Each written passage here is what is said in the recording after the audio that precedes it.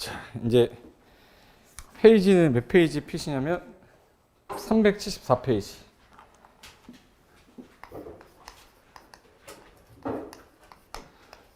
자, 요거 건축법인데 건축법은 이렇게 할 겁니다. 이거 1, 2월 기본 이론 진도랑 3, 4월 심화 이론 할 때 심화 이론 같이 해버릴 건데 여러분이 그 기출문제를 풀 때 기출문제의 유형 설명을 드릴게요. 공부 처음 하는 사람들은 기출문제가 중요한 건데 그 문제 중에 중요한 문제가 있고 중요하지 않은 문제가 있어요. 그 구분을 못해. 그러니까 예를 들어서 공법은 41번부터 이렇게 해서 80번까지거든요. 중개사법이 1번부터 40번이에요. 그 중에 41번에서 40문제인데 출제하는 스타일이 24문제에서 26문제 정도는 반복적으로 나옵니다. 반복적으로. 반복이라는 말은 답이 똑같이 나온다는 뜻이 아니에요. 그 테마가 다시 또 나온다는 거야. 그럼 26문제, 자 24문제면 몇 점이죠? 어려운 거 줬다. 60점입니다. 26문제면 65점이라는 얘기죠? 맞죠? 너무 어려워 지금 이게. 한 문제가 2.5점인 건 알죠? 네. 그럼 이제 65점인데 그럼 내가 이것만 달달하고 하면 65점까지 받을 수 있는 거네. 그죠? 틀리라고 하는 문제가 그러면 틀리세요라고 하는 게 14개 정도는 나오는데 그 중에 난이도가 상이 있고 중이 있을 거 아니야. 반복적으로 나오는 게 아니라 갑자기 튀어나오는 것들이 있을 거예요. 그러면 이제 상문제가 보통 8개에서 9개. 그럼 예를 들어 8개다. 그럼 나머지 몇 개? 6개. 6개는 이제 여기서 플러스에서 알파에서 맞추면 몇 점이 되냐면 65점이 아니라 15점 더하면 몇 점이 되는 거네. 그래서 공법은 80점에서 85점이 전국 수석 점수예요. 100점이 없어요. 대한민국에 공법 100점 받은 한 번도 본 적이 없어져. 지금 뭐 겁을 주려는 건 아니고. 이거 봐. 8개가 틀려라 라고 되는 거야. 틀려라. 틀려라. 왜? 3,000개 조문이잖아. 중개사법 몇 개 조문이에요? 120개 정도 돼요. 그러니까 100개라고 따졌을 때 100개 조문입니다. 100개 조문에서 틀리라고 하려면 100개 중에서 틀리게 되잖아. 근데 우리는 3,000개 조문에서 틀리게 하겠다 그러면 저 구석에 있는 거 싹 갖다 놓고 딱 내놓고 문제 딱 풀려고 그러면 문제 딱 풀 때 이제 이 생각이 들어요. 아이씨 고상철 씨. 이 생각이 들어요. 얘기 안 했다 이거지. 얘기 안 했다가 이거 아니라 그걸 틀리라고 낸 거야. 제가 22년, 24년 차잖아 지금. 출제한 거 볼 때마다 와, 또 틀리라고 이런 걸 내냐. 이 사람들 얼마나 실망했을까 중간에 시험장에서. 그러니까 모의고사 볼 때는 이건 이제 기출문제고요. 모의고사는 달라. 모의고사는 40문제가 뭘로 주로 출제를 하냐면 잘 봐요. 반복적으로 나오는 거 있죠. 이거 가지고 주로 내요. 40문제를. 왜? 시험에 잘 나오는 거 위주로 공부해야 돼요? 안 나오는 거 위주로 주로 공부해야 돼? 그렇지. 그러니까 모의고사 출제한 사람은 저 문제 위주로 내고 있기 때문에 100점도 나와요. 80점도 많이 나오고 60점도 많이 나와. 근데 여기서 100점 맞은 사람이 100점 맞을 수 있을까? 그렇죠. 그래서 공법은 100점이 없어요. 어떤 분이 이제 합격하고 그래요.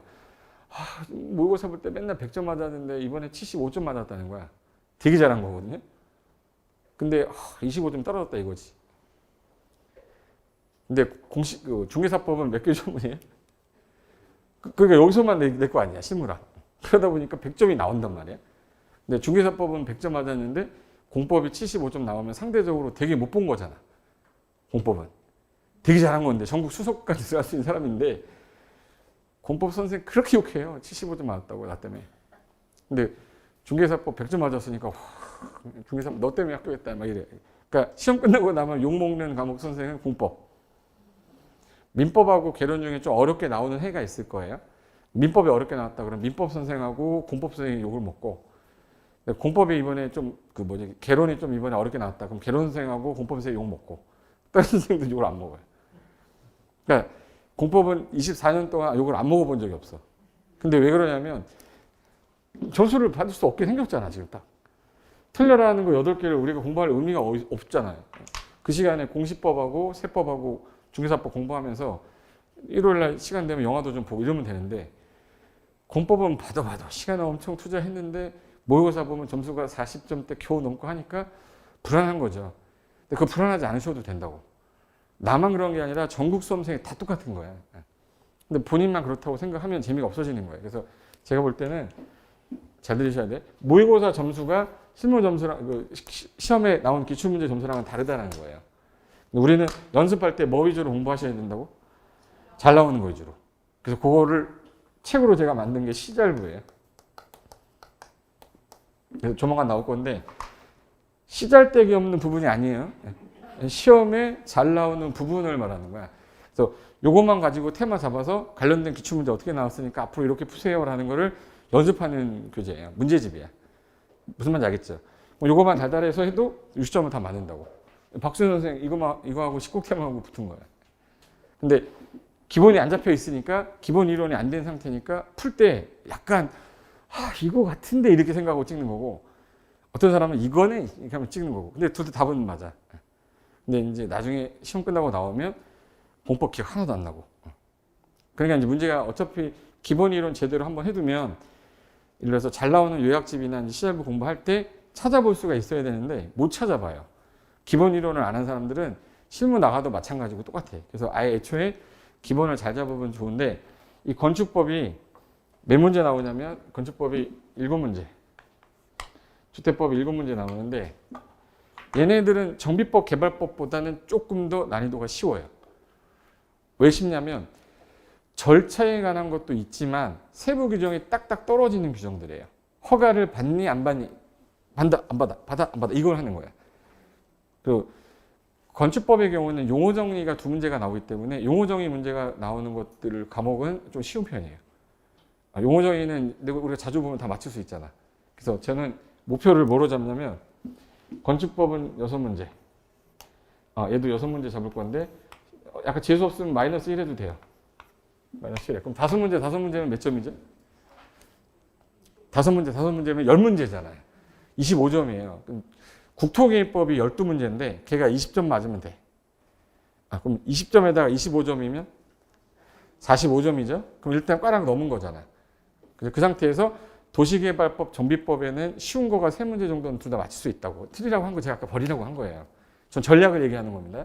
그럼 도시개발법에서 3개, 정비법에서 3개면 6문제잖아요. 그럼 15점이잖아. 그럼 45에다가 15 더하면, 너무 어려운 걸 했네 내가. 60점입니다. 그 농지법은 5번 찍으면 하나 맞는 데 있잖아. 그럼 60점대 넘어서 합격하는 데 지장이 전혀 없는데, 개발법, 정비법만 갔다 오면은 하기 싫으셔요. 근데 제가 버릴 거 버리면 3개 맞출 수 있다고 했으니까 그거 위주로 하면 되는 거예요. 제 말 이해됐죠?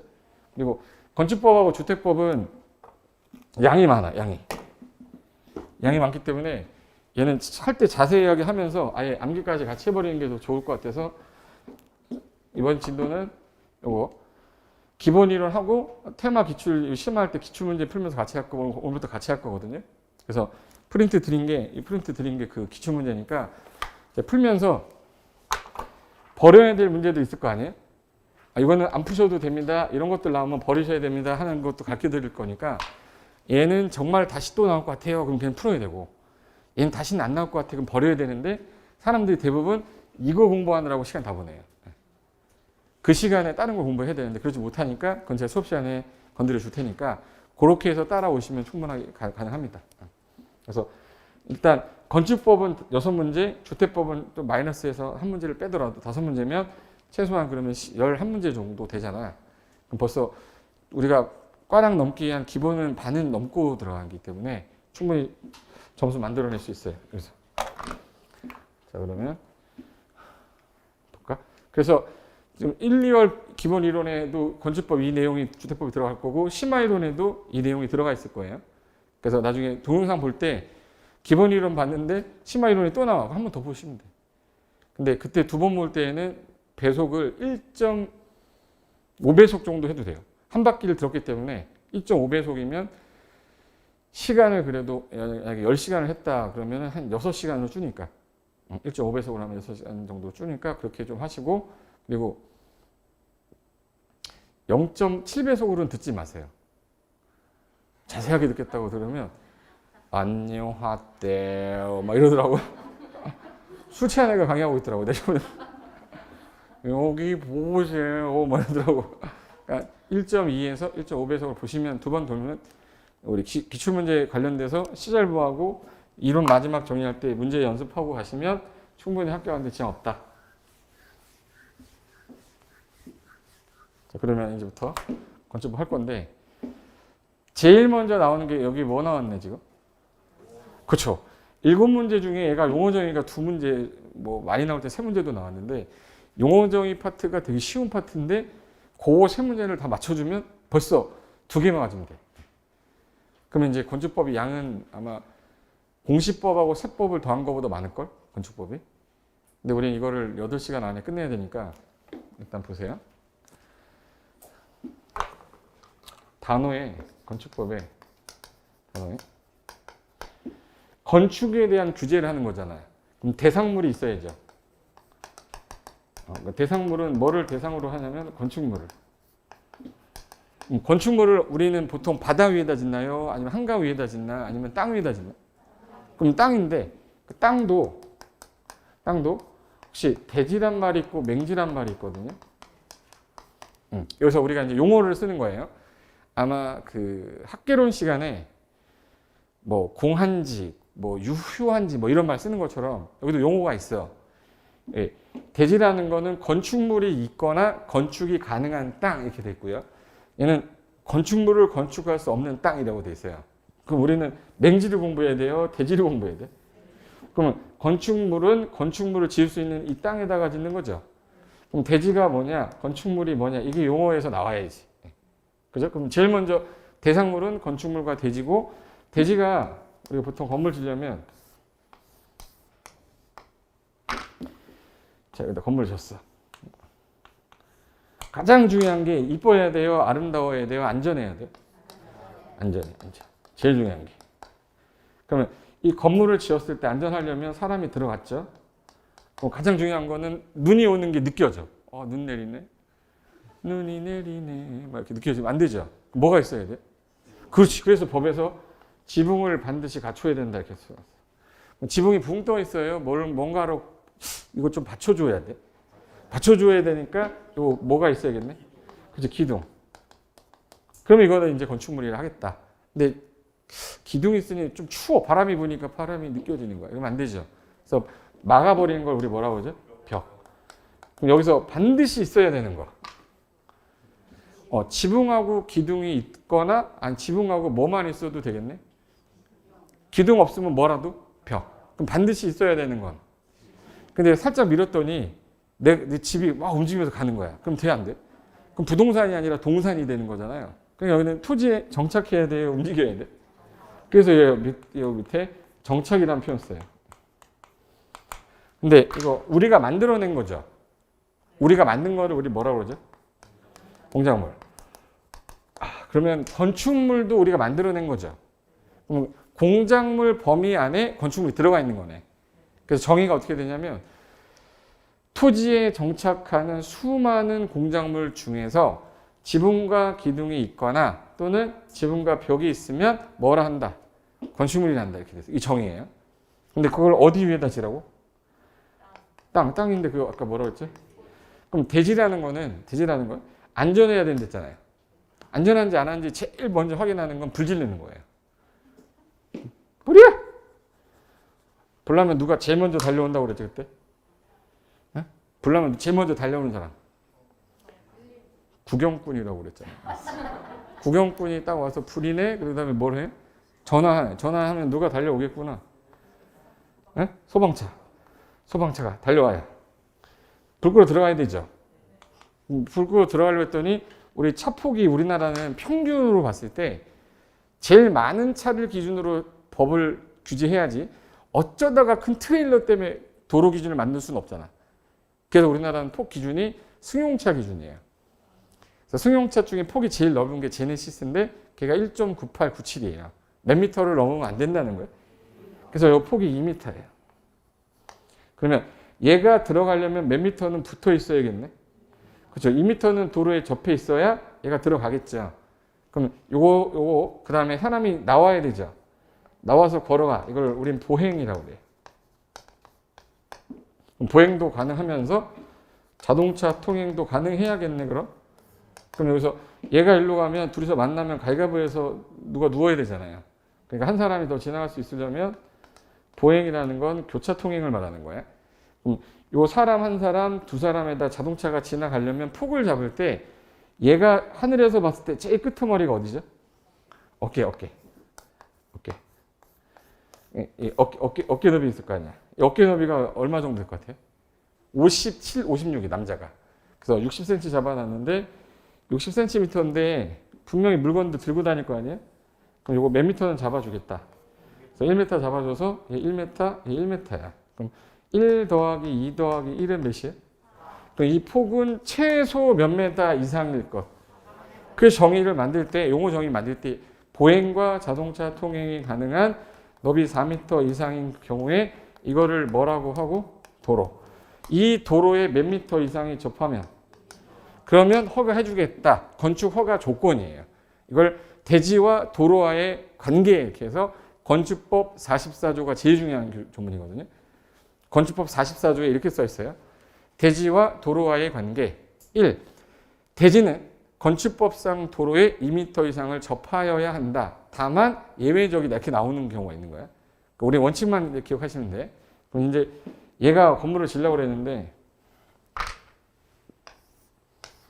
이게 A 땅이었어요. 이거 B 땅이야. 근데 A가 욕심이 많아서 B가 미국을 갔는지 어디 갔는지 안 보이는 거예요. 그래서 건물을 이렇게 진 거야. 남의 땅에 진 거죠. 남의 땅에 졌는데 이거를 누구한테 허가 신청하죠? 건축법상 허가권자한테 가서 허가 신청했을 거 아니에요. 얘가 허가를 해줬으니까 얘가 졌겠죠. 그 다음에 이제 나중에 B가 나타나서 B가 이제 누구 찾아가야 돼? A 찾아가요? 허가권자 찾아가야 돼? 일단 맨 처음에는 A한테 가겠지. A야, 너 내 땅에다 건물 지어놨어. 이거 철거해야 돼. 그러면 야, 건축법에서 적법하게 허가 받은 거야. 그러면 또 할 말이 없잖아. 그럼 누구 찾아가야죠, 이제? 허가권자 찾아가서 허가권자님, 당신 뭔데 내 땅에다가 A가 건물 짓게 허가해 줬습니까? 했더니 그러네. 남의 땅이네 이거. 제가 몰랐습니다. 그래서 취소할 수 없잖아. 그래서 허가를 해주는 기준을 잡을 때 A가 소유한 토지, A가 소유한 땅에다가 건물 지어야 되죠. A가 소유한 땅은 A가 갖고 있는 하나의 땅, 즉 우리가 지적관한법 배울 때 최소 단위, 법률상 최소 등록 단위 뭐라고 그러죠? 필지라고 그러죠. 그러니까 여기 있으면 이건 A 땅이고 B 땅이고 C 땅이고 선을 그어야 될 거 아니에요. 선을 그었다는 얘기는 이렇게 선을 그었죠. 그래서 붓으로 선을 그었다 해서 우리 붓 이런 거 본 적 있어요?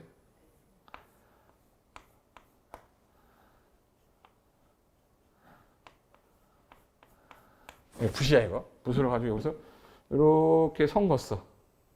그럼 요 땅은 A 거야 라고 해서 부필자에다가 땅짓자예요. 그래서 붓으로 선을 그어서 구획 정리해준 요번 101번지, 102번지, 103번지면 요거를 이제 A가 너 땅 어디까지니? 나 101번이 제 땅인데요 라고 등록하는 거잖아요. 그럼 얘가 건물 질 때 이렇게 줘야지, 이렇게 줘야지, 이렇게 줘야지, 이렇게는 안 되죠. 그럼 요 필지 하나를 뭐로 보면 되겠네? 대지로 보면 되죠. 그래서 이걸 1필지 1대지 원칙이라고 그래요. 그래서 대지가 뭐예요? 그러면 소유권을 미치는 영역인 필지, 하나하나의 필지를 하나의 대지라고 한다. 이렇게 돼 있어요. 정의가. 보세요. 대지가 뭐예요? 그러면 원칙이 공간정보법에서 각각의 하나의 필지, 이게 붓으로 나눈 선 근거 있죠. 그러면 이제 각 필지 하나하나를 뭐로 한대? 대지로 하겠대요. 이게 원칙이에요? 예외예요? 지금? 예외는 일부 토지는 둘 이상을 하나의 대지로 하거나 일부를 하나의 대지로 할 수도 있다. 예외에 그랬는데 보세요. A가 나중에 B 찾아가서 요만큼 나한테 팔아라. 했더니 B가 오케이 한 거예요.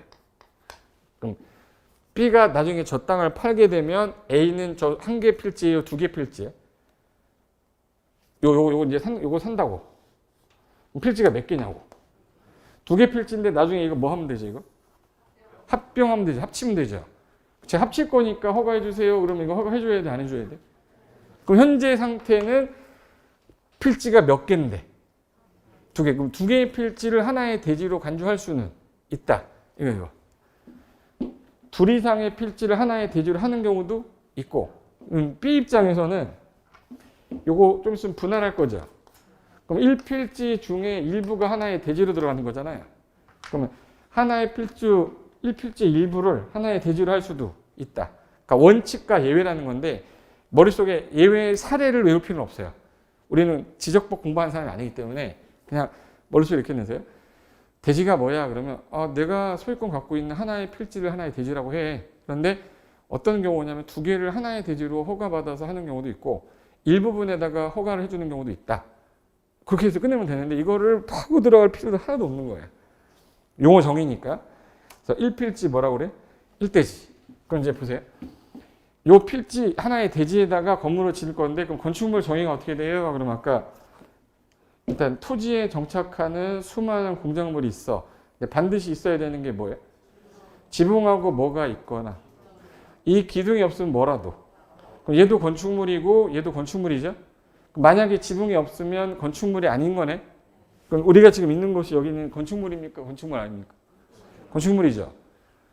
한번 물어볼까? 내가 오늘 강변북로 타고 오다가 반포대교로 건너왔거든요.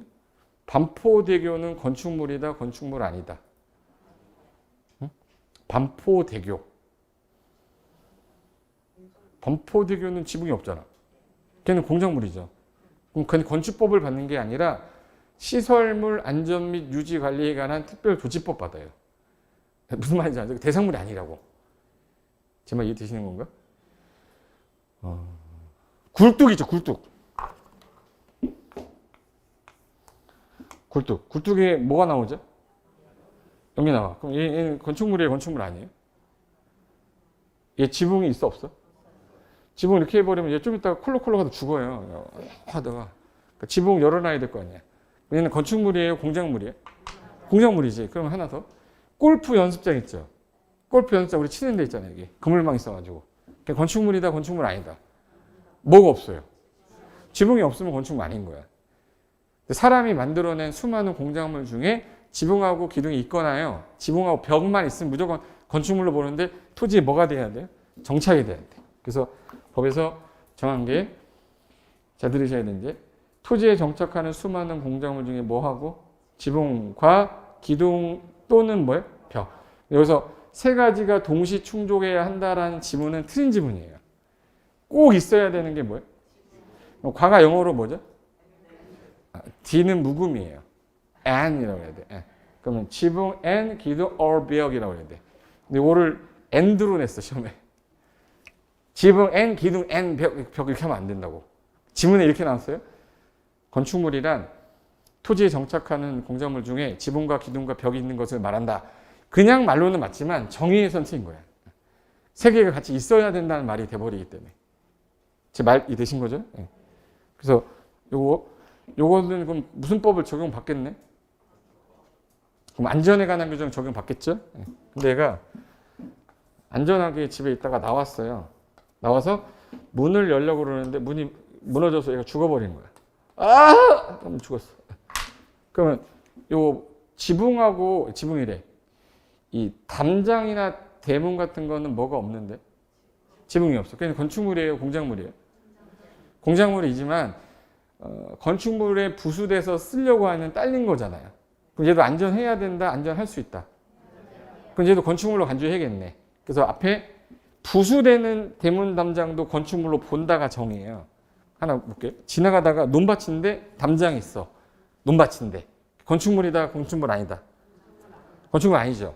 집이 있는데 딸려있는 담장이 나왔어. 그게 건축물인 거예요. 제 말 이해됐어요?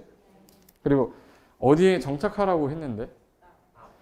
토지에 정착하라고 그랬잖아. 근데 요즘에는 기술력이 좋아져서 지하철이라는 게 나왔어요. 우리 지하철 타려면 밑으로 내려가면서 개찰구도 있고 상가도 있죠. 이렇게 토지 정착 안 했으니까 건축물은 아닌 거죠, 원래는. 그러면 걔는 안전하게 안 줘도 되니까 불나면 다 죽어버리잖아요. 얘도 그러면 건축물로 간주를 해야겠다.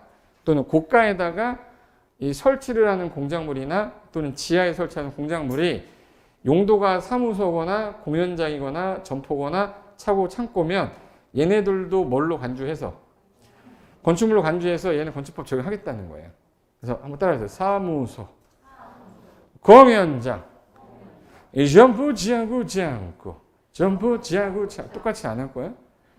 빨리 해봐요. 사무소, 공연장, 점포 지하고 창고, 점포 지하고 창고. 좀 이따가 물어보면 대답이 안 나오는데 이상하게 내 목소리로 들었던 거기 때문에 입에서 나와요. 창피한 게 중요한 거야? 떨어지는 게 중요한 거야? 둘 다 중요한 건데 떨어지지 않는 게 중요한 거잖아요. 자, 일단 정의할게요. 건축물이 뭐예요? 라고 누가 물어보면 토지에 정착하는데 지붕하고 기둥이 있거나 또는 뭐가 있으면 벽, 딸려있는 대문 담장 포함합니까? 지하나 고가에 있는데 그게 뭐예요? 사무소, 공연장, 점포 지하고 창고 해당되면 건축물을 봅니까? 예, 그게 정의예요. 법조문입니다. 법조문에 어떻게 써 있냐면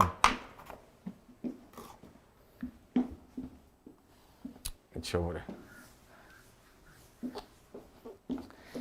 교과서 잠깐만 그 374페이지 잠깐만 볼게요.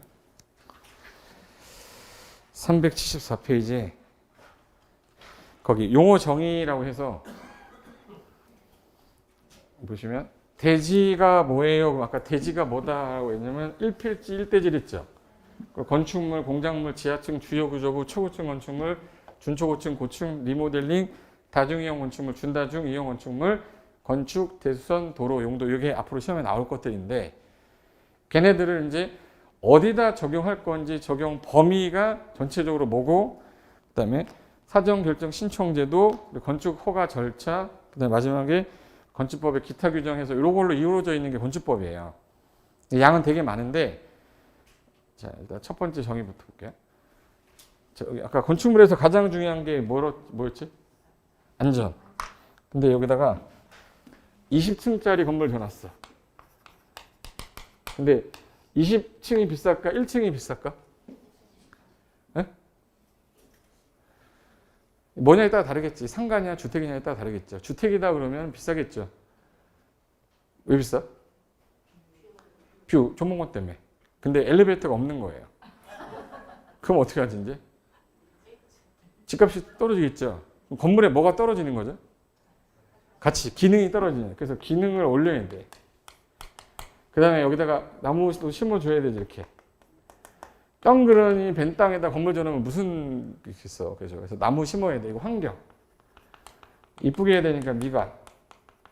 이거 증진하려면 마음대로 져라 국가가 규제하겠다. 그래서 만든 법이 뭐예요? 건축법이에요.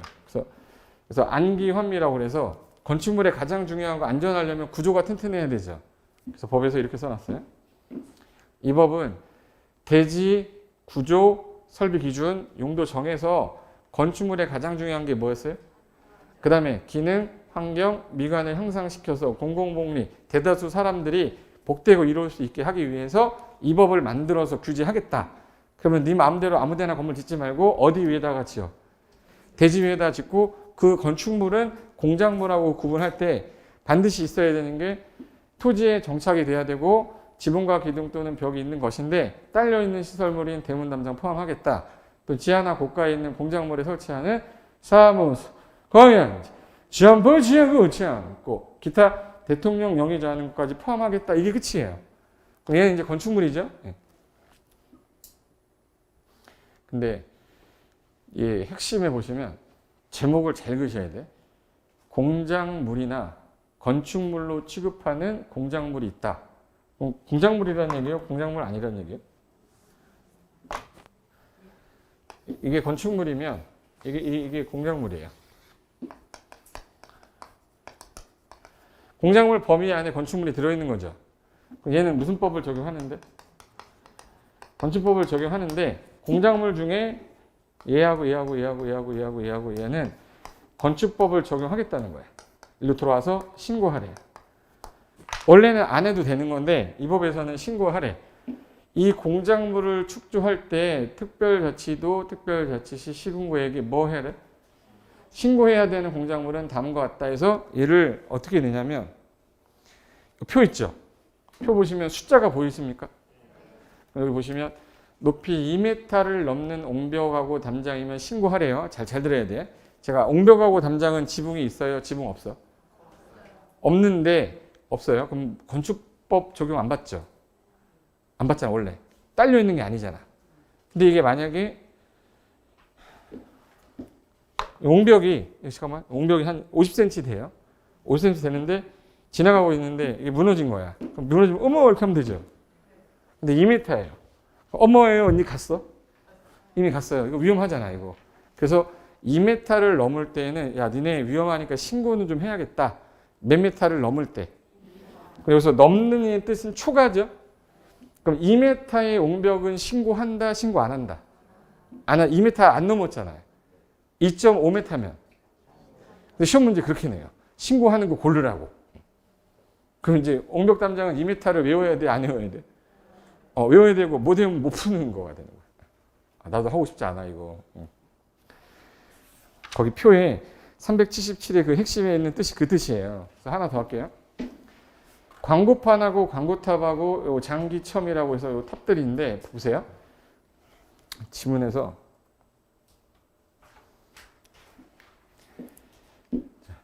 혹시 요거 광고하고 광고판 보시면은 요 광고판 이런 거 본 적 있어요?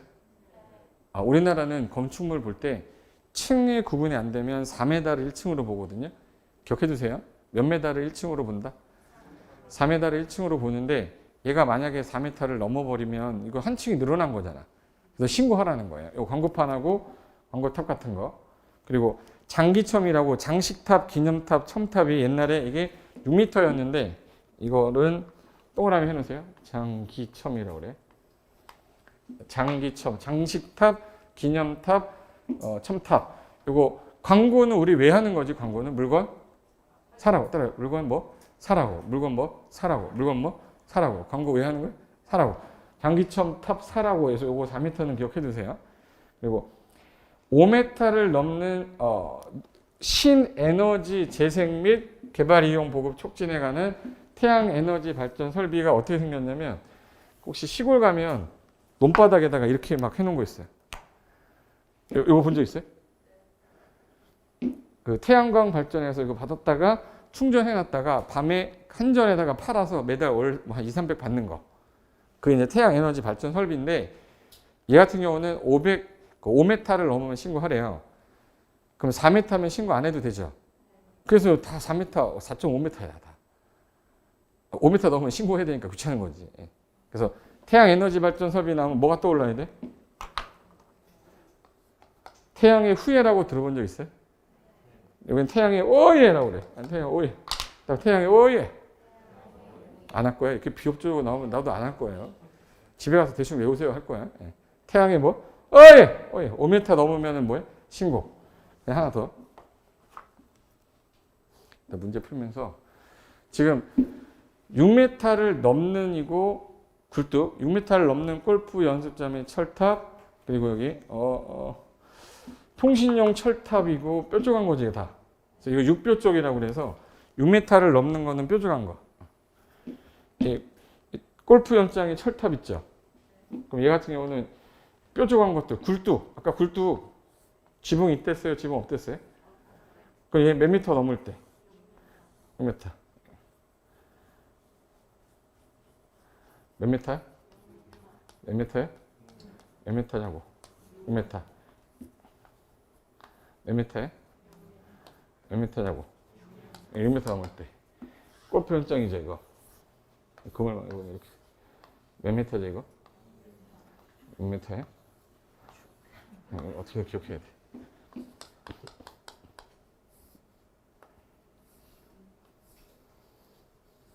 몇 미터야? 6m. 앞으로 골프 연습장에 철탑 뭐 이거 나오거나 뾰족한 거 나오면 다 몇 미터다? 그럼 됐어. 옹벽 담장은 옹담이라고 그래요. 따라 옹담이. 광고는 아까 뭐라고? 사라고. 그리고 뾰족한 거는 6m. 태양 에너지 발전, 태양의 오예. 그거만 기억하면 돼. 그 다음에 8m가 두 개가 있는데 지금 다 넘는 이었어요? 이하였었어요? 넘는인데 하나만 이게 이하인데 여기 보시면 8m를 넘는 고가수조 그리고 8m 이하에다 여기다 현관편 하실래요? 다 넘는인데 얘만 이하야. 철골 조립식 주차장으로 외벽이 없는 거. 그럼 요거 뭘 말하냐면 요거 물탱크 있죠, 물탱크. 옥상에 있죠. 얘가 8m 넘으면 신고하는 건데 얘 같은 경우는 주차장이죠. 철골 조립식으로 촥빙 도는 거. 얘 같은 경우는 8m 이하면 신고인데 8m를 넘으면 주차장법상 허가 받으셔야 돼요. 8m를 뭐 하면? 8m를 넘을 때는 신고하는 거야. 8m 넘으면 신고하는 거야? 주차장법 가는 거야? 주차장법. 그럼 얘는 몇 미터 이하까지만 규제하겠다. 8m 이하까지만 규제하겠다는 거야. 다 넘는인데 얘만 이하예요. 시험에서 얘 주차장 갖고 많이 낸 거예요. 그리고 여기 보세요. 30제곱미터를 넘는 지하 대피호인데 지하 대피호 방공호 같은 거를 30을 넘게 하면은 신고하세요 라고 했으니까 28제곱미터 하면은 신고 안 하고도 가능하겠네. 그럼 이제 결론은 요거까지인데 9번 하고 10번은 조례가 정하는 거라 시험에 낼 일이 없어요. 그럼 이제부터 정리할 때 보세요. 연습하는 거예요. 2, 4, 5, 6, 8, 8, 30. 다 넘는인데 하나만 뭐였지? 다 2m 넘는, 4m 넘는, 5m 넘는, 6m, 8m 넘는, 30cm 넘는인데 얘만 뭐예요? 이하. 뭐일 때? 주차장은 8m 이하일 때. 옹담. 광고는? 그리고 장기 첨일했죠. 장식탑, 기념탑, 첨탑. 네. 그리고 5m 나오면 뭐예요? 태양에너지 발전. 뾰족한 거. 6m. 만약에 고주팔인데 고가수조는 몇 m 넘을 때? 주차장만 8m 이하. 그러면 30제곱미터를 넘는 지하 뭐예요? 대피호. 그럼 요거에 해당되면 공작물이지만 건축법상 뭐는 하셔야 됩니다. 신고하셔야 됩니다. 해서 단순 암기로 내는 거기 때문에 어렵지 않아요. 봐요. 자, 2m 보이면 옹담. 대부분이 넘는인데 하나만 이하인데 그게 뭐예요? 그럼 뭐예요? 주차장. 옹담. 광고 나오면 장기첨. 장이 뭐죠? 장식탑, 기념탑, 첨탑. 이거 몇 미터 넘을 때? 4m. 그리고 태양 에너지 발전은 몇 미터? 5에. 그리고 뾰족한 거는 굴뚝, 통신용 철탑. 그리고 아까 골프 연습장에 철탑 있었죠. 몇 미터 넘을 때? 미터. 그리고 고주팔인데 주차장만 8m 뭐죠? 다 넘는 이었었어요. 그럼 얘네는 뭐 하래요? 허가해요? 신고해요? 신고해라. 그래서 일반적으로 옹담, 깊은 산속 옹담이에요. 두 자니까 2m 찍으시면 되고. 그리고 광고는 사고 싶다. 광고 나오면 몇 미터? 뾰족한 거는 몇 미터? 고주팔인데 주차장만 8m 이하. 보세요. 문제 하나 풀어볼게요. 이게 몇 회 문제냐면 30회. A형 77번 건축법 첫 번째 문제였습니다. 건축법령상 대지를 조성하기 위해서 건축물과 분리하여 공작물을 축조합니다. 근데 특특시공한테 신고해야 되는 공작물에 해당하지 않는 것. 그럼 신고하는 거, 안 하는 거? 신고 안 하는 거. 국어부터 공부하세요. 국어부터. 신고 대상 공작물에 해당하지 않는 거. 신고 안 하는 거. 그럼 이제 물어볼게요. 자, 상업지역인데 8m의 통신용 철탑. 철탑은 뾰족한 거죠. 6뼈 쪽이니까 몇 미터 넘으면 얘는 신고를 해야. 신고해야지. 근데 안 하는 거 찾는 거잖아. 옹담 2m 넘었네. 신고해야지. 굴뚝은 뾰족한 거니까 넘었으니까 신고. 지하 대피 얼마? 30 넘었으니까 신고. 장기 첨이죠. 그럼 얘 탑 4라고 그랬죠. 4m 넘었어요? 4m 안 넘었잖아. 안 넘었으니까 신고하지. 다 몇 번? 5번. 다 5번이잖아요. 이거 무슨 말인지 알죠? 요 공작물에 해당하지 않는 거 신고 대상이 아닌 거 찾아라 했으니까 신고 안 하는 거 찾아라 해서 답이 5번이라고. 이거 어렵지 않잖아. 이게 근데 시험장 가면 그렇게 기억이 안 나요. 그러니까 머릿속에 어떻게 넣어야 되냐면 공작물은 건축법 적용받지 않는데 이게 신고를 좀 해줘야 되는 공작물이 있다. 그래서 일정 기준을 초과하거나 8m 이하의 뭐만 주차장. 그래서 옹담 이 광고 나오면 4 뾰족한 거 6m 태양의 에너지 발전 그리고 고가 수조는 8m 넘는인데 주차장만 8m 이하. 지하 대피 얼마? 30. 그럼 거기까지고 오른쪽에 제가 정리해 놓은 게 요거 오른쪽에 봐보세요. 4m의 장식탑이면 4m 넘었어요? 안 넘었어요? 안 넘었으니까 얘는 신고하지 않는다. 이 30회 문제. 그리고 간단하게 숫자 정도만 외워두면 되는 거니까 이걸 갖고 하루 종일 강의하고 이거 창피합니다. 이거. 그 다음에 이거 3번에 건축물의 용도부터 볼게요. 제가 용도 설명드릴게요. 건축물의 용도가 뭐야? 그러면 건물의 종류를 유사한 구조, 이용, 목적, 형태별로 묶어 분류한 것. 이게 무슨 말이냐면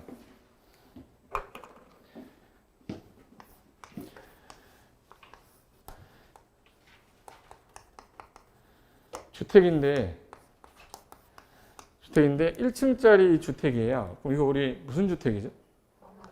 단독주택이죠.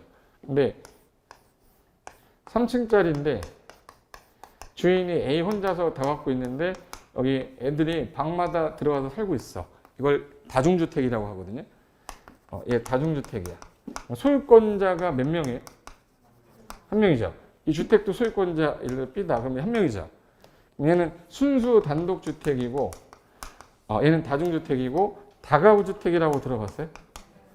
다가구주택. 혹시 공간이란 말 들어봤나? 그러니까 청와대 같은 거. 그러니까 공적인 거처로 쓰이는 공간에서 공간이라고 그래. 청와대 뭐 경기도의사가 만약에 되면 집 나오잖아요. 그런 거 같은 거를 말하는데 그 소유자가 다 한 사람 거로 돼 있어요. 그러면 얘네들은 종류는 4가지인데 얘 전부 다 소유권자가 한 명이니까 뭐라고 부르면 되겠네? 단독주택. 그럼 얘네들을 잘 봐요. 얘는 다중주택인데 용도는 뭐예요? 단독주택이라고 그래요. 우리 아파트가 있고 연립주택이 있고 다세대 이거 들어봤죠? 얘는 다 구분 소유권을 가진 사람들이 한 개의 건물 안에 여기까지 내가 이 구분된 거 내 거야 라고 구분 등기 돼 있죠? 그럼 소유자가 한 사람이에요? 여러 사람이에요? 그럼 얘는 건물의 종류인데 얘네들을 한꺼번에 묶어서 분류할 때 공동주택이라고 그래요. 이 공동주택을 용도라고 하는 거예요. 그러니까 형태 유사한 구조별로 묶어서 한꺼번에 분류할 때 용도라고 그래요. 그래서 건축물의 용도가 29개 있습니다. 몇 개 있다고? 그걸 용도라고 해서 건축물의 종류를 유사하게 묶어서 분류하는 것을 용도라 한다. 그 다음에 설비. 건축물에 딸려 있는 건데 우리 전기, 뭐 전화, 인터넷, 기능, 홈네트워크, 가스, 급수, 배수, 환기, 난방, 냉방, 배연, 오물 처리, 굴뚝, 승강기, 피레침, 국기계양대 이거 다 건축물이에요? 건축물에 딸려 있는 거예요? 딸려서 쓰는 것들이죠. 우편물 수취함, 우편함, 저수조 다 전부 다 건축 설비잖아요. 지문에 이렇게 나왔어요. 국기계양대는 건축물에 해당한다. 국기계양대에 사람 들어가요? 어떻게 건축물이야? 저번에 우편함이 나왔는데 우편함이 건축물이에요? 건축물 아니에요? 질문을 하셨는데 이분이 우편함 지붕도 있고 벽도 있고 그 붙어 있잖아. 그럼 이거 건축물 아니냐? 그래서 내가 그랬어요. 그거 들어갈 수 있어요? 그랬더니 정의상 사람이 들어가서 용이하게 쓰려고 하는데 지붕과 기둥 또는 벽이 쓰란 거지 사람 못 들어가는데 그게 무슨 의미가 있어요? 그래서 우편함은 건축에 딸려 있는 설비지 건축물이라고 하면 안 되는데 다음 중 건축물에 해당하지 않는 것 그럼 얘네가 답으로 나와요. 그래서 우편함, 뭐 국기계양대, 피레침. 피레침에 사람이 들어가? 피레침 만지면 죽어야 죽어. 이거 피레침이 뭐야? 번개 있죠, 번개. 그러니까 렌트캔인가? 렌트캔이 만든 거잖아. 그 번개 치면 그 전기 받아서 밑으로 딱 밑으로 빼버리는 거. 근데 그거는 건축물에 딸려 있는 뭐예요? 설비. 시험에서는 이거 안 나오고요. 지하층 나옵니다. 지하층. 5번에 지하층에다가 별표하세요. 지하층이란 제목을 한번 읽을 때 제가 읽으면서 지금 이 자리에서 외워버리시는 거야. 제가 좀 자세하게 하는 이유가 이거 하고 난 다음에 문제 풀려고 하는 거예요. 다음 주에 이 문제 그대로 갖고 오셔야 돼. 네. 여기 지하층이란 건축물의 바닥이 지표면보다 아래에 있는 층인데 바닥에서 지표면까지 평균 높이가 층 높이의 2분의 2 이상인 것을 말한다. 되게 어렵게 설명했는데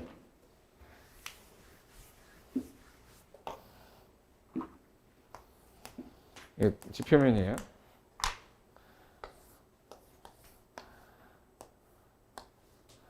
자, 이 건물을 봤을 때 이거 1층, 2층, 3층이죠. 이건 지하죠. 지하잖아. 그럼 얘가 겉에서 보고서 이게 3층 건물이라고 그래야 돼요? 4층 건물이라고 그래야 돼? 그렇죠. 겉에서 지하가 보이진 않잖아. 그럼 얘는 3층 건물이라고 해야죠. 그럼 지하는 층수에 산입하겠다는 얘기예요? 지하층은 층수 산입 안 하겠다는 얘기예요? 지하층은 층수 산입 안 하는 거예요. 근데 바닥 면적을 봤더니 이게 100평, 100평, 100평, 100평. 그럼 총 사용하고 있는 건물의 면적은 얼마네? 400평. 저거를 이제 한 단어로 설명을 해야 될 거 아니에요? 그래서 바닥을 이어서 쌓은 거, 이을연, 바닥면, 쌓을적. 그래서 연면적이라고 해요. 연면적 400평이죠. 그럼 지하는 포함한다는 얘기죠. 지하층은 연면적을 계산할 때는 산입을 하는데 우리나라는 용적률 계산할 때 네가 가진 땅 대지에서 쌓을 수 있는 거, 아까 쌓는 걸 아까 뭐라고 그랬지? 연면적에 대한 비율 곱하기 100 해야 되죠. 잘 보세요. 어디서 쌓는 거죠? 대지에서 쌓는 거지 지하에서 쌓는 게 아니잖아. 그럼 연면적 계산할 때, 용적률 계산할 때 연면적에서는 얘는 빼줘야죠. 그래서 용적률 계산할 때 연면적에서는 빼줘야 될 거 아니야, 지하를. 그래서 지하층은 용적률 계산 시 연면적에는 포함하지. 그래서 요게 시험에 나오는 거야. 지하층은 층수에 산입하지 않는다. 연면적에는 산입을 한다. 용적률 계산할 때 대지면 연면적에 포함하지 않는다. 근데 이게 애매해진 거예요. 이게 이렇게 해서 이런 거야. 이 지표면이 이렇게 됐어요. 이걸 지하라고 그래야 돼, 이걸 지상이라고 해야 돼. 기준이 있어야 되죠. 굴곡이 있는 땅에다 지었다면 여기 최저 높이가 기준이 돼야 될까? 최고 높이가 기준이 돼야 될까? 최고. 평균이 돼야지. 이 평균 높이를 스몰 h라고 하는 거예요. 얘가 전체 층 높이를 h라고 그러면 예를 들어서 지하, 바닥에서 지표면까지 무슨 높이가? 평균 높이가 층 높이에 얼마보다 많이 들어가면 2분의 1 이상 들어가면 얘를 지하층이라 하겠대요. 그래서 층의 절반 이상이 땅 밑에 있으면 지하 이렇게 한 거야. 다시 간단하게 한국말로 층의 절반 이상이 땅에 묻혀. 이게 지하층이에요. 근데 이게 평평한 땅이 아니니까 무슨 높이를 기준 잡는 거예요? 평균 높이. 근데 이걸 간평사 시험에서는 최고 높이로 나왔고요. 공인중개사 시험에는 최저 높이로 나왔어요. 그리고 2분의 1을 3분의 1로 냈고. 가장 중요한 키워드는 뭡니까? 그러면 자, 여기 지표면이고 여기 지표면이면 여기 무슨 높이가 무슨 높이? 평균 높이가 층의 높이에 얼마 이상 들어갔을 때 2분의 1. 그럼 절반 이상 들어가면 그냥 지하라고 하는 겁니다. 그럼 경사지에다가 건물 지면은 지하인데도 지상으로 쓰는 경우 있죠. 그게 이거 이용한 거예요. 그래서 보통 우리가 지하는 층수에 산입한다고 안 한다고? 안 한다고 그랬죠? 물어볼까? 요거 실무로 내면 되게 헷갈립니다. 층의 높이가 현재 4m고 지하에 대한 평균 높이가 얼마일 때 이 건물은 몇 층입니까가 바로 대답이 나오면 공부 다 된 거예요. 이 건물이 이 층 높이고 이게 평균 높이예요. 제가 스몰 h에서 평균 높이를 쓸 거야, 숫자를. 그럼 몇 층인지 바로 대답이 나오시면 공부가 다 된 사람이에요. 자, 보기 들어보세요. 긴장하지 마, 괜찮아. 틀리면 어때? 쪽팔리면 되지 뭐.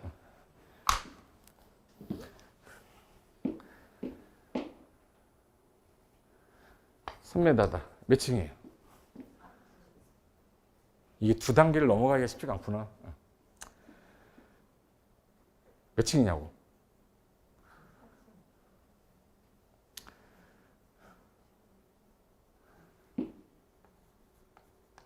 3층이죠. 저 뭐라는 거야? 자, 봐요. 층의 높이가 몇 미터래요? 4m라고 써놨죠, 여기. 4m인데 들어간 게 3m 들어갔대. 2분의 1 이상 들어갔어요? 2분의 1 이상 안 들어갔어요? 2분의 1 이상 들어가면 뭐라고 그래요? 지하는 층수에 산입한대, 안 한대? 그러니까 안 하니까 3층이지. 이거 모르겠어요. 1, 2, 3? 지금 제가 뭐 하는 건지 아시는 거예요? 이해가 안 되는 거야, 이거? 다시 할게요. 자, 이거 어떡하니, 이거? 여기 층 높이가 H가 4m래요. 4m. 근데 평균 높이가 지금 현재 3m 들어갔대. 층의 높이에 2분의 1 이상 들어갔어요? 2분의 1 이상 안 들어갔어요? 2분의 1 이상 들어갔잖아요. 들어갔으니까 얘는 뭐예요? 지하층은 층수 계산할 때 포함해야 하네? 그 몇 층이에요? 3층. 이제 이게 된 거야? 뭐 똑같은 말인데도 이게 멀리서 얘기하니까 안 들리는 건가 봐. 다시 할게요. 이게 만약에 2m면 몇 층이에요? 3층이죠. 1.5m면 4층이지 이제. 도저히 모르겠어요. 천천히 하겠습니다. 높이가 4m고 스몰 h 들어간 게 2m 들어갔대. 그럼 높이에 2분의 1 이상 들어간 겁니까?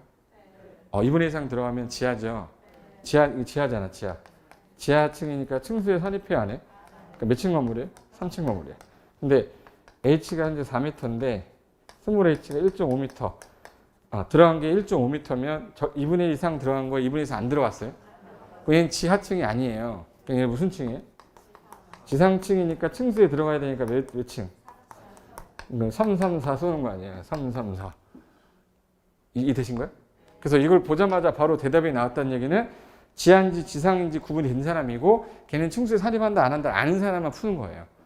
그래서 결론 얘기하면 층의 높이가 5m인데 평균 높이 지하로 들어간 거 바닥에서 평균 높이가 만약에 3m다. 그럼 몇 층이? 이게 지하예요, 지하 아니에요? 나 어떡하니? 5m인데 평균 높이가 3m가 들어간 거예요. 그럼 2분의 1이 2.5죠? 2.5m 이상 들어갔습니까? 그럼 뭐예요? 지하. 이게 된 거죠. 그래서 결론은 이 두 단어만 기억하면 돼. 무슨 높이가?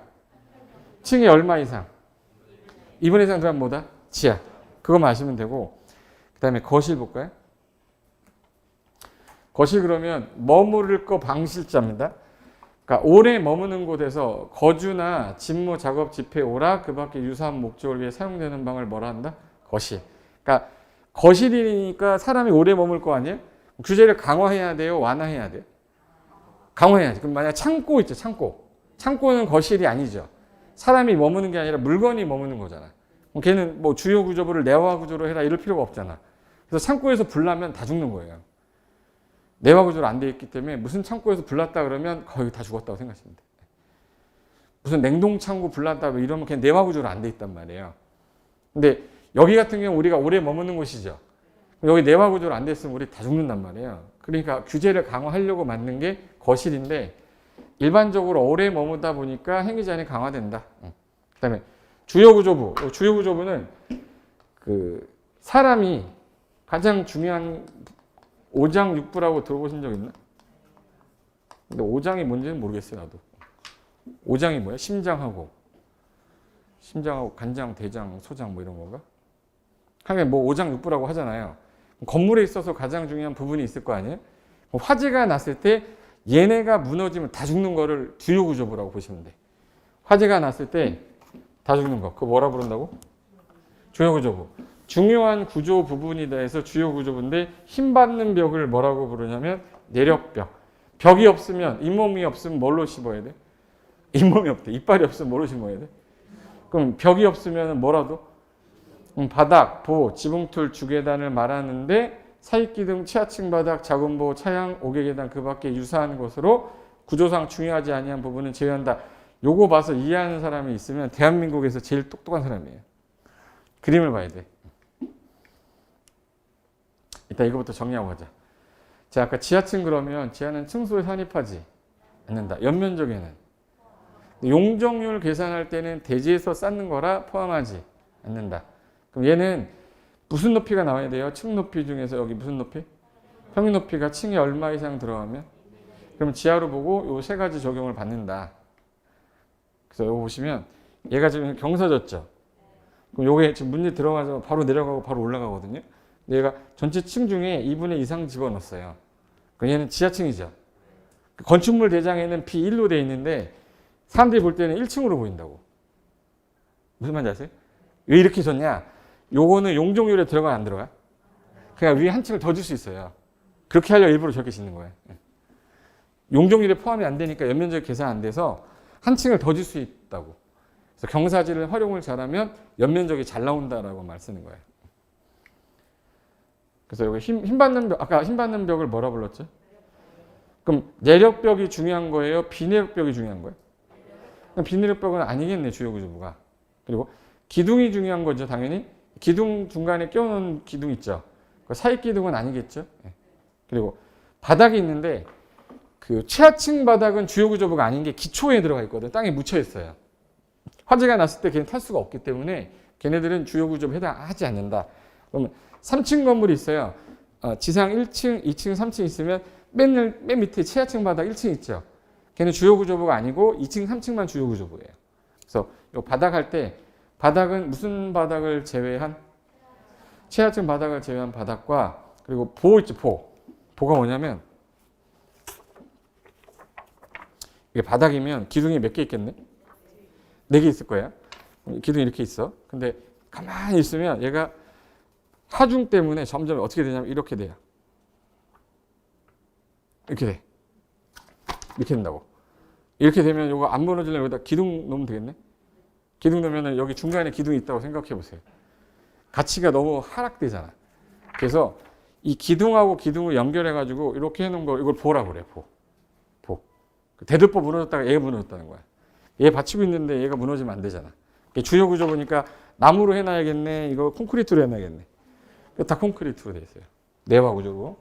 그래서 보. 큰 보예요? 작은 보예요? 그냥 보. 이거 어디 써 있어? 큰 보가. 작은 보, 큰 거 아니야. 그냥 보. 그리고 지붕 틀이라는 게 왜 중요하냐면 지붕을 얹혀놓은 거예요. 어디 위에다가? 지붕 틀에다가. 그럼 지붕이 무너지는 거예요? 틀이 무너지는 거예요? 그래서 지붕이 중요한 게 아니에요. 지붕 틀이 중요한 거예요. 그리고 주로 쓰는 계단을 우리는 무슨 계단? 그럼 피난 계단이나 특별 피난 계단은 주요 구조부로 안 봐요. 그래서 어디까지만 주요 구조부예요? 주계단만. 그래서 이거 줄여서 내기하면 바보지 그렇죠? 그래서 내기 바보지주라고 해요. 따라요. 내기 바보지주.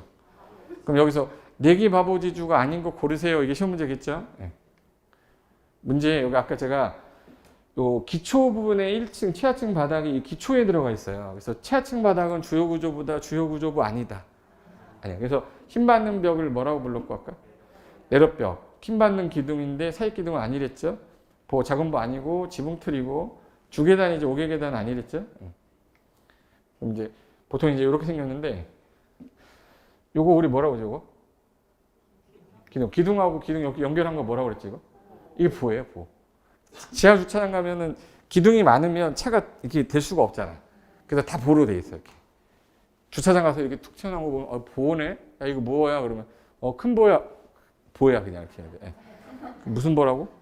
보. 큰 보, 작은 보? 됐어. 문제 풀어볼까?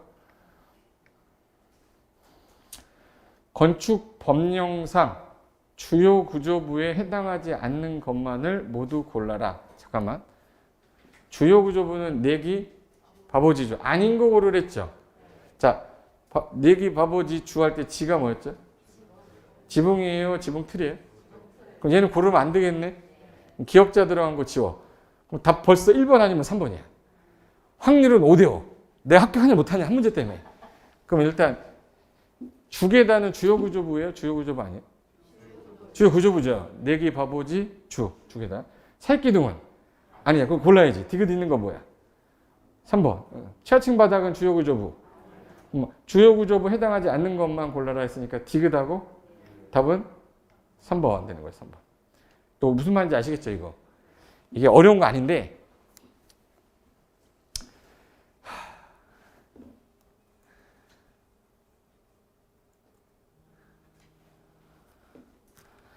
여기 보시면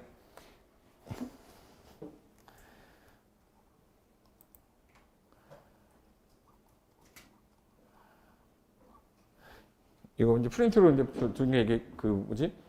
기출문제 중에서 풀어야 될 기출문제가 있고 필요 없는 기출문제가 있어요. 그래서 이거는 내가 버리세요. 그럼 그런 질문은 버리셔야 돼. 그리고 나서 시제부 연습하면 문제 잘 들어오니까.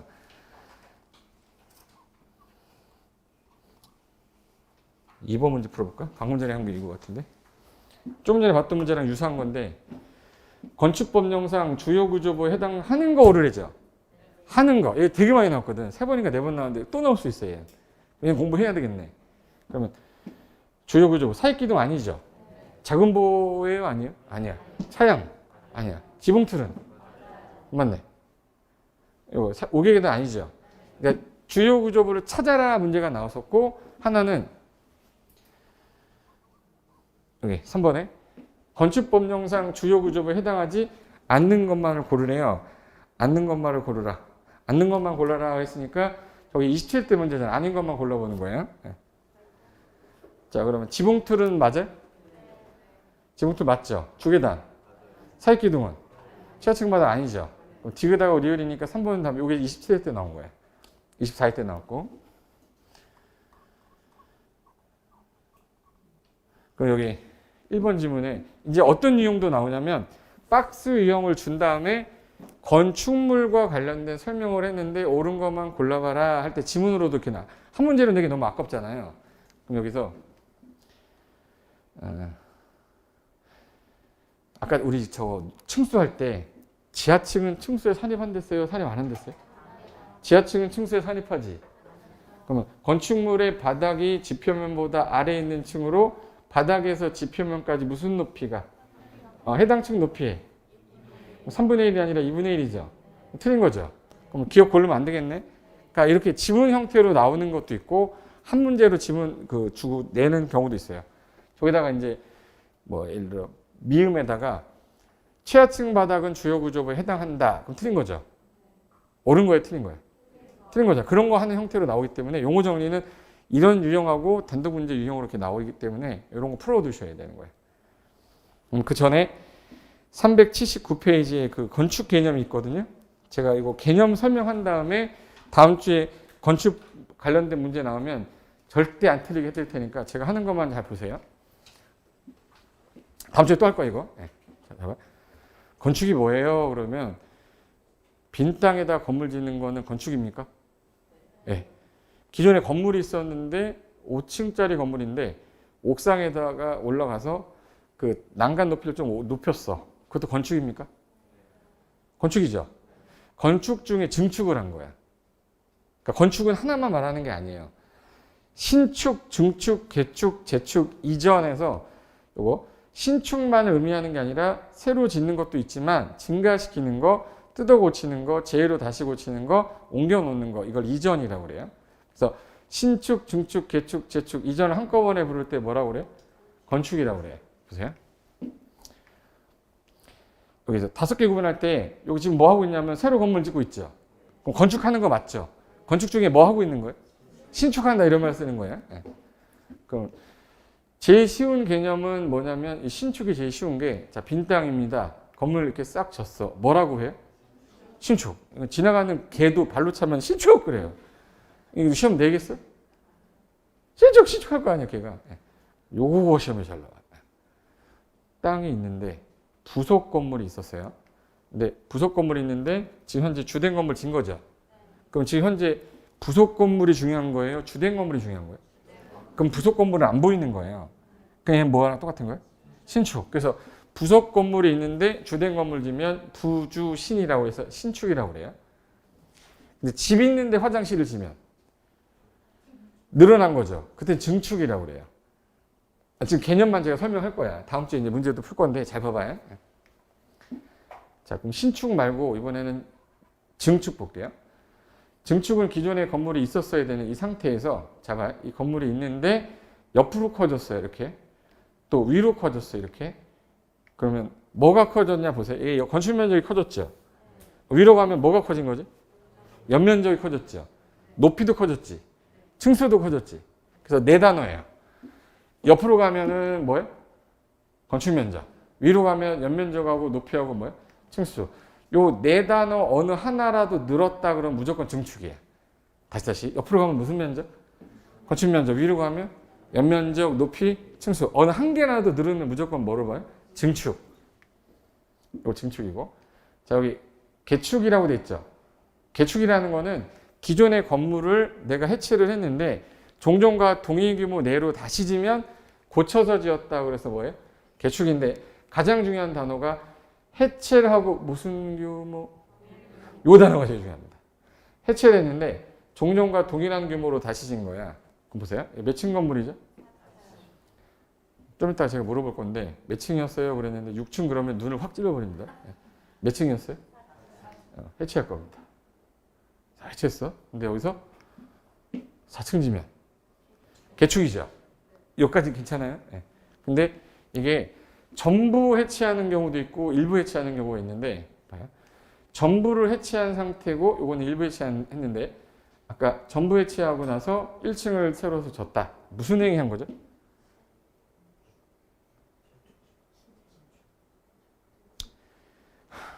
좀 전에 몇 층이었어 건물이?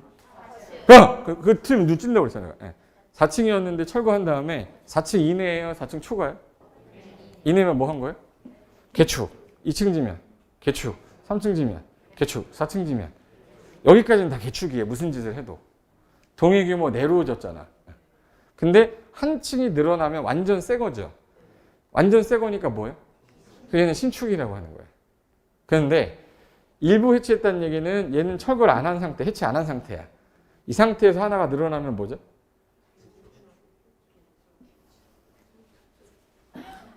지금 나 뭐 하고 있는 거지? 잘 봐. 아까 몇 층이었었죠? 4층이었는데 철거되고 동일 규모입니까? 그럼 얘도 개축이고, 얘도 개축이고, 얘도 개축. 여기까지는 무슨 짓을 해도 다 개축이에요. 근데 신축으로 보이고 증축으로 보이잖아. 그러니까 자꾸 틀리는 거야. 아까 이거 몇 층이었다는 거를. 그래서 꼭 기억하라는 거야. 종전 규모 내니까 다 개축인 거예요. 근데 얘는 이 상태에서 늘어나면 얘는 새 거가 아니죠. 그냥 증가된 거로 봐야 되니까 증축이 되는 거예요.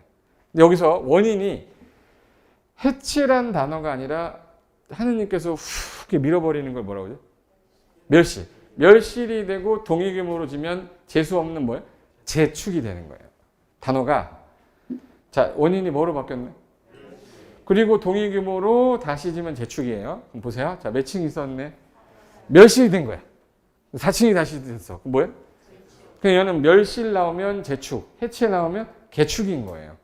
어려운 게 아닌데 단어로 보면 되게 어려워서 지금 제가 한 설명한 거 보고 그냥 법조문 읽으면 맞아 이렇게 되는데 제가 그냥 법조문을 읽었으면 이거 이해 하나도 안 돼. 자, 근데 전부 해체됐어요. 전부 멸실됐어. 자, 멸실되고 나서 1층을 새 거 줬어. 뭐 한 거예요? 재축. 2층 줘도 재축. 3층 줘도 4층 줘도. 근데 여기까지는 재축인데 완전 새 거 된 거죠. 뭐예요? 신축되는 거지. 근데 일부가 멸실이 됐습니다. 얘는 멸실이 안 됐네. 안 된 상태에서 늘어났어. 뭐예요? 재축. 3층 줘도 4층 줘도. 여기까지는 무슨 짓을 해도 재축이 되는 거죠. 근데 멸실이 안 된 상태에서 늘어난 거니까 뭐예요?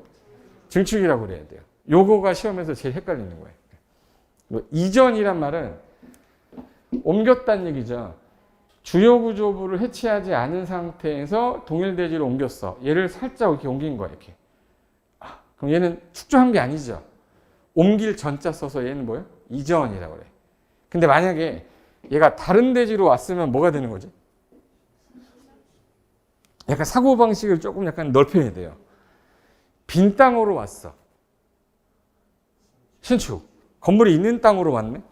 증축. 그래서 신축 또는 증축이라고 그래야 돼요. 다른 대지로 가면 나대지로 왔다 그럼 얘 뭐가 되는 거예요? 신축이 되는 거고. 건부지로 왔다 그러면 증축이 되는 거지. 그래서 시험 문제에서 신축으로 본다 그러면 틀린 거고 그게 나대지가 아닐 수도 있잖아. 그래서 잘 봐요. 동일 건축물 동일 대지 안에서 옮기면 뭐가 되는 거고 다른 대지로 옮겼다 그러면 나대지면 뭐가 되고 신축, 건부지면 증축이 된다. 이게 건축 개념이에요. 그럼 이제 볼까? 다음 주에 제가 이거부터 다시 할 건데 그림 빨리 할 테니까 빨리 대답 빨리 하세요. 건축은 뭐예요? 그러면 신증, 이제 이 5개를 한꺼번에 뭐라 한다. 건축. 그 중에 빈 땅에다 건물 졌어. 뭐예요? 부속 건축물인데 주된 건물 지면 신축, 부주, 신이에요. 예. 자, 건물이 있었는데 이 상태로, 자, 이 상태에서 옆으로 커지면 뭐가 커지죠? 건축 면적. 위로 커지면 연면적하고 높이하고 층수. 뭐 하나라도 늘어나면 뭐로 봐요? 증축으로 본다 이렇게 돼 있어요. 자, 해체하고 다시 동일 규모 재면 뭐라고 그랬죠?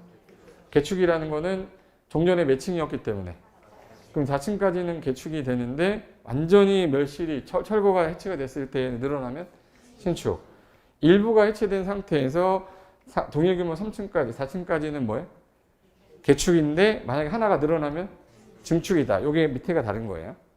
원인이 멸실로 바뀌면, 자, 멸실로 바뀌면 재축이죠.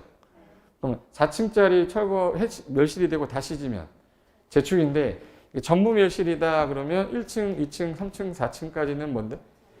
늘어나면 일부 멸실이 된 상태에서 2층, 3층, 4층까지는 재축인데 늘어나면 그래서 여기까지만 하시면 돼. 그리고 잘 들으셔야 돼. 건물이 있었는데 해체를 안 했어요. 해체를 해버리면 개축이 돼버리거든.